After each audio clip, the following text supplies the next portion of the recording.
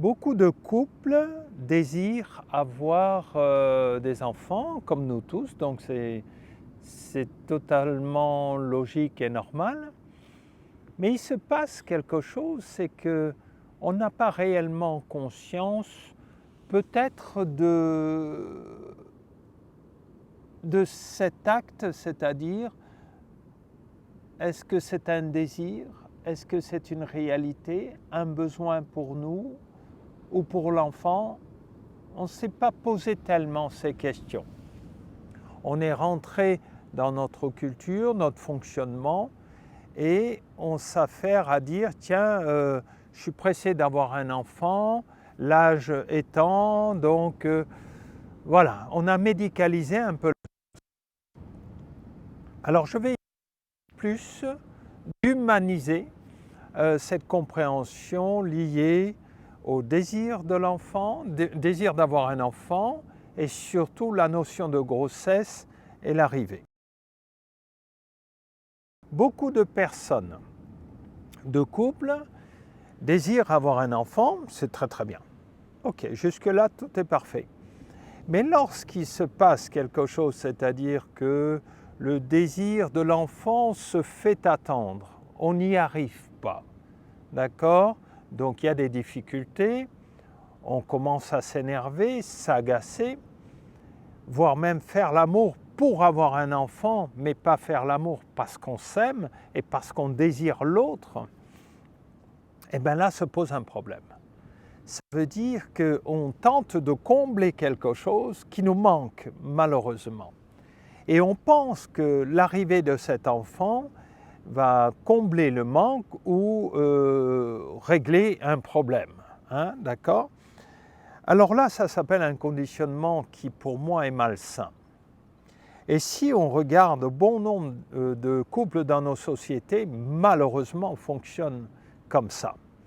Alors je vais rappeler quand même que l'arrivée d'un enfant,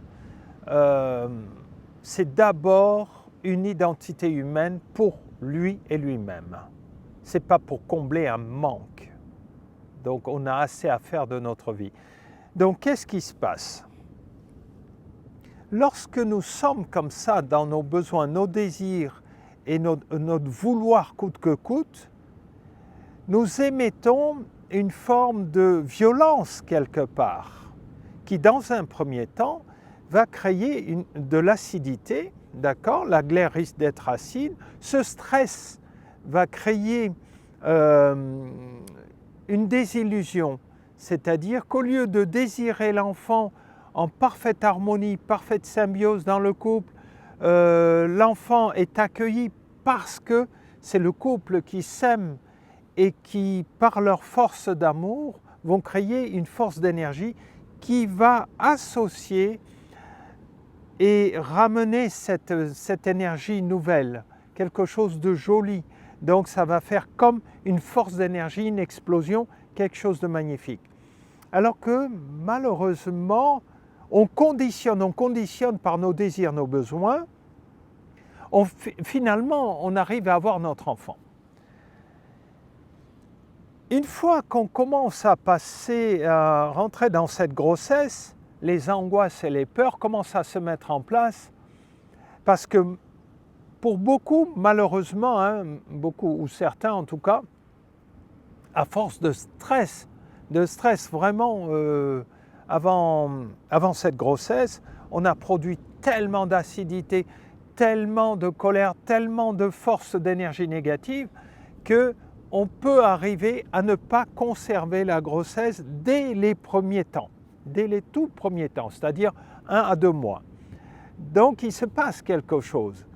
Et là, ça va rajouter un autre stress, c'est-à-dire la peur de perdre, la peur de ne pas y arriver.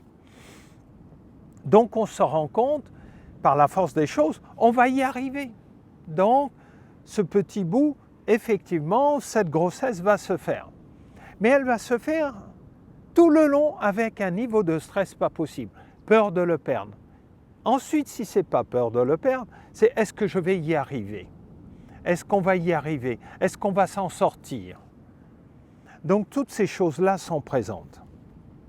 Alors, si vous regardez bien et vous écoutez bien, je pars du postulat de ceux qui conditionnent la venue d'un enfant ou d'une grossesse, mais sur un plan négatif.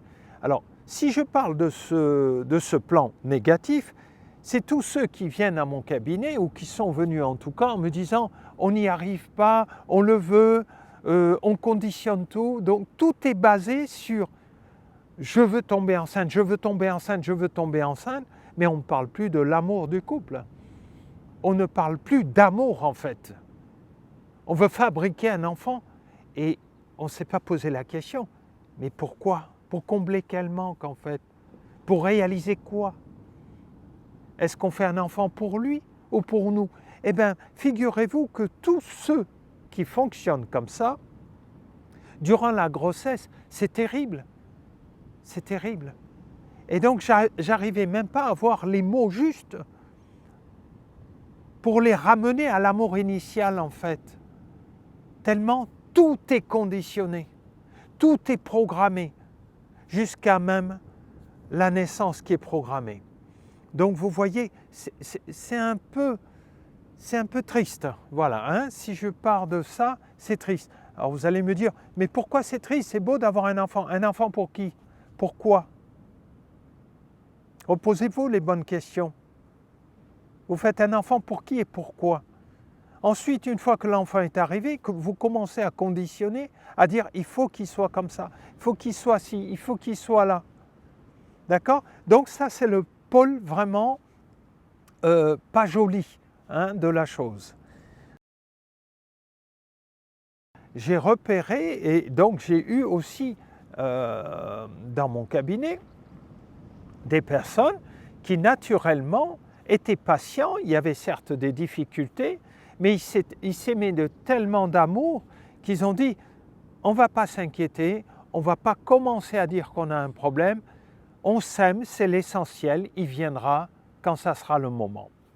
D'accord? Quelle que soit la problématique génétique ou générationnelle, ils se sont posé les bonnes questions, ils sont venus à mon cabinet, ils ont dit nous, vu ce qui s'est passé dans notre origine familiale, eh bien, on ne veut pas que l'histoire se répète.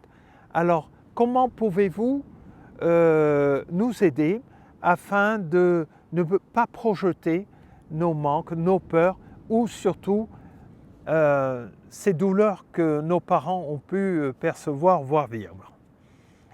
Eh bien là, déjà, je me suis dit, waouh, ils sont prêts à accueillir un enfant parce qu'ils sont prêts à ne pas léguer la problématique qu'ils ont pu repérer dans leur famille, dans leur génération passée, c'est-à-dire papa, maman, grands-parents. Parce qu'ils ont eu cette intelligence d'analyse et surtout de dire non, on a envie d'être heureux parce qu'on est déjà heureux ensemble et on ne voudrait surtout pas que nos enfants soient malheureux. Donc déjà, ce postulat est juste magnifique. Eh bien, le fait de les accompagner, c'est un plaisir. Et lorsque la grossesse fut annoncée, eh bien, là, on se rend compte qu'on a bien vu un couple en parfaite harmonie, qui ont suivi la grossesse et qui se sont fait suivre pendant toute la grossesse, médicalement, énergétiquement, et ça a été un amour constant et permanent, sans difficulté, tellement ils ont voulu, ressenti, et ils se sont rendus compte qu'ils ont recueilli une âme qui avait besoin d'eux pour s'incarner, mais surtout aussi un besoin de partager ensemble le fruit de leur amour. Et là, finalement, si vous regardez bien cet exemple, c'est un pur bonheur. Donc, on ne fabrique plus un enfant. On a un enfant parce qu'on accepte d'accueillir. Et là, c'est juste magnifique. Et donc, accompagner ce type de grossesse, waouh, c'est un bonheur pour le thérapeute, pour l'aidant, et c'est juste joli. Donc vous voyez que c'est possible aussi. Donc le pôle négatif que j'ai dit avant, malheureusement, c'est le stress sociétal et va se rajouter autre chose. Lorsque nous désirons un enfant, il faut déjà prendre conscience que ce n'est pas que papa, ce n'est pas que maman. Les deux sont parties prenantes.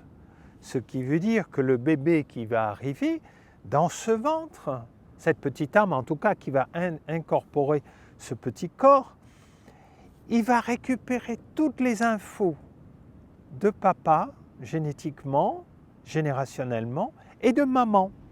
Ce qui veut dire que dans la période de grossesse, tout va s'enregistrer. De l'alimentation, de la pensée, des turbulences, de la musique, tout va s'enregistrer. Donc rappelez-vous que la grossesse et le bébé dans ce ventre vit entièrement parmi nous. Il est une partie prenante entière parmi nous. Ça veut dire tout ce qui est ressenti à l'extérieur, le stress des parents ou environnemental sera perçu et entendu, enregistré.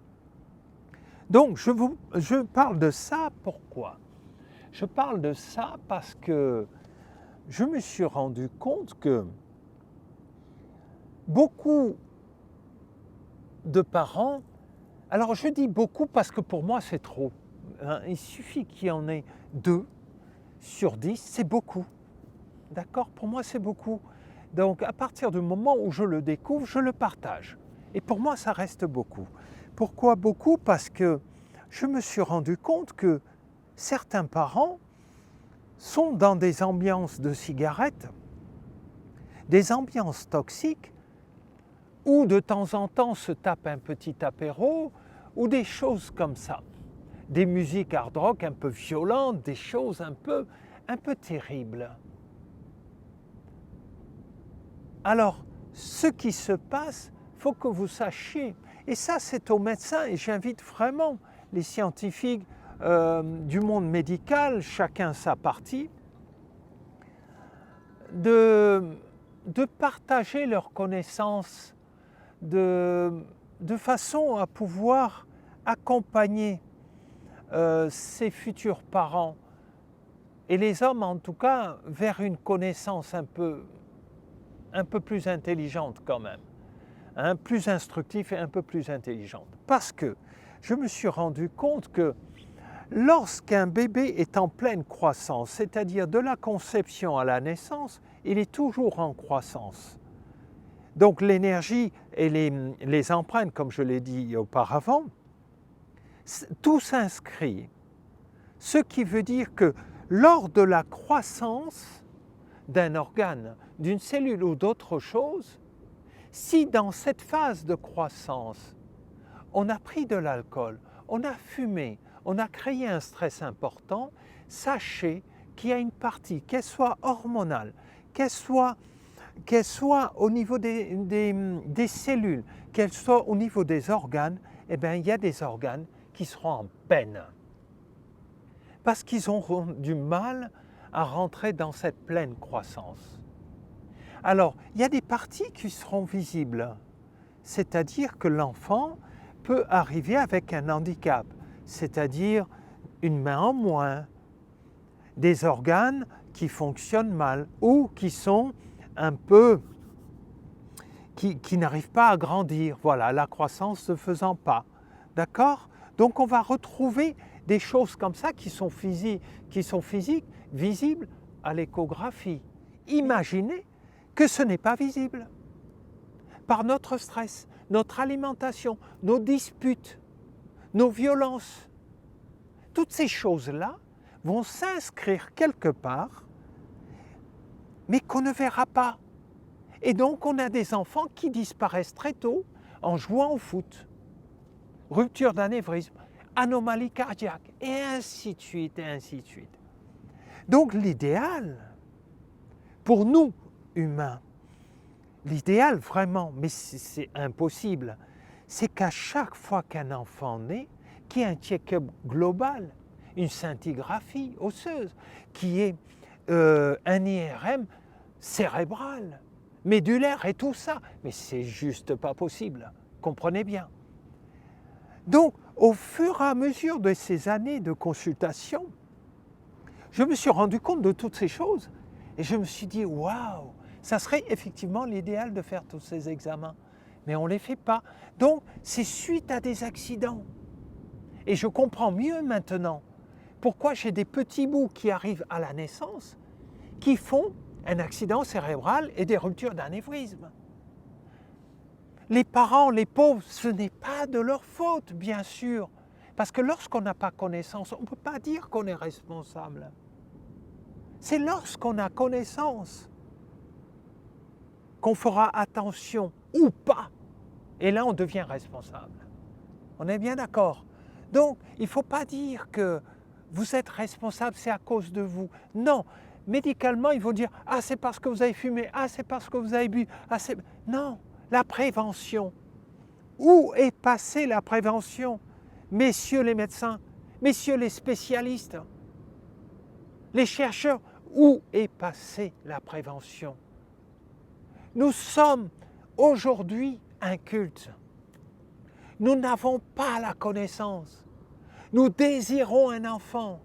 Nous avons une anomalie qui fait qu'on n'arrive pas à avoir d'enfant. On va forcer la destinée pour fabriquer un enfant, in vitro ou autre, ou alors forcer à coups de piqûres hormonales et ainsi de suite, stimulation et autres. Mais où est passé l'amour en fait? Je pense que, alors ça c'est un avis propre, hein.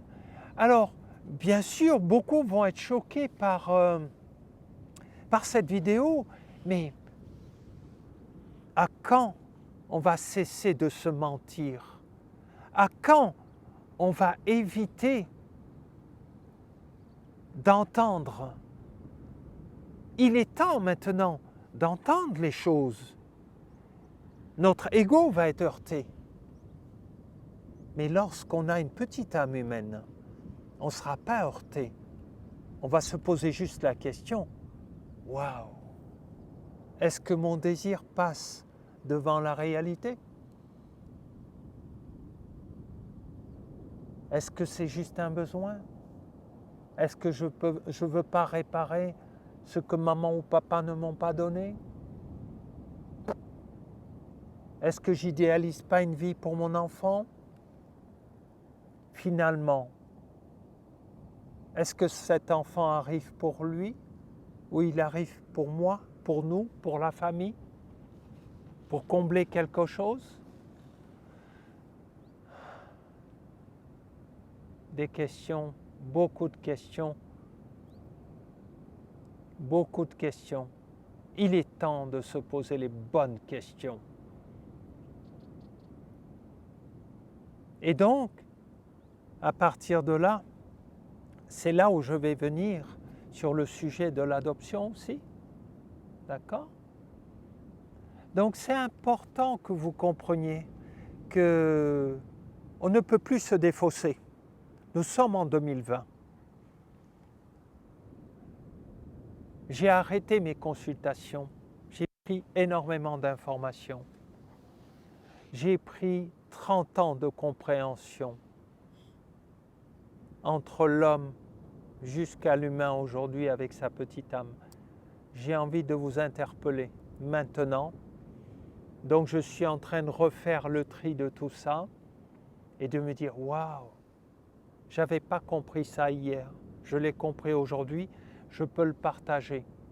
Mais je me suis rendu compte que le petit peu humainement parlé avec amour et tendresse fait beaucoup de mal.